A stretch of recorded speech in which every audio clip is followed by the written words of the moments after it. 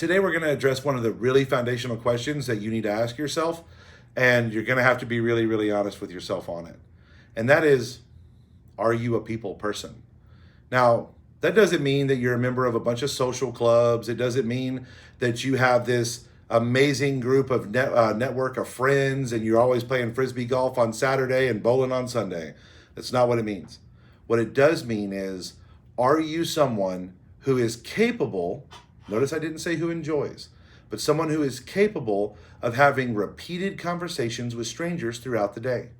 Now, I wish I had asked myself this prior to starting here. You know, I suffer greatly with social anxiety. And it's something that was a real journey for me over my years producing, learning how to manage, mitigate, and deal with. And eventually I learned to harness it to be better on the phone. But when I first started, I had no idea how that was really going to impact me. And I got to be honest with you, it did. Now, dealing with those strangers every day, you know, how many calls are you making a day? 25, 30 calls a day? That's a lot. That's a lot of brand new people to meet.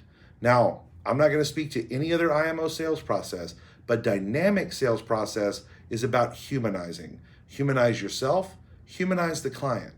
And so what you're really doing is you're really meeting people. You're really having meaningful, substantial conversations. And when you do that with strangers, how is that going to affect you? Now, me, it had a devastating effect on me. And I had to learn very, very quickly how to manage that. This is something that you need to think about for yourself. In fact, I would recommend going out and trying it. Go to the grocery store and talk to the checker. Go to anywhere else, a park, and talk to somebody who's passing by you. I don't mean have a long, drawn-out conversation with them, but try to get 2 or 3 things in and see how that affects you, because it affects everybody differently. Now, it's a very wonderful thing, and some of the clients that I wrote over the years, I still have great relationships with them. They call me, I know their kids. It's a really good experience, but if you're not used to it, it can be incredibly jarring.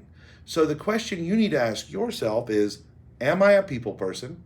And secondly, can I be a people person every day for a career?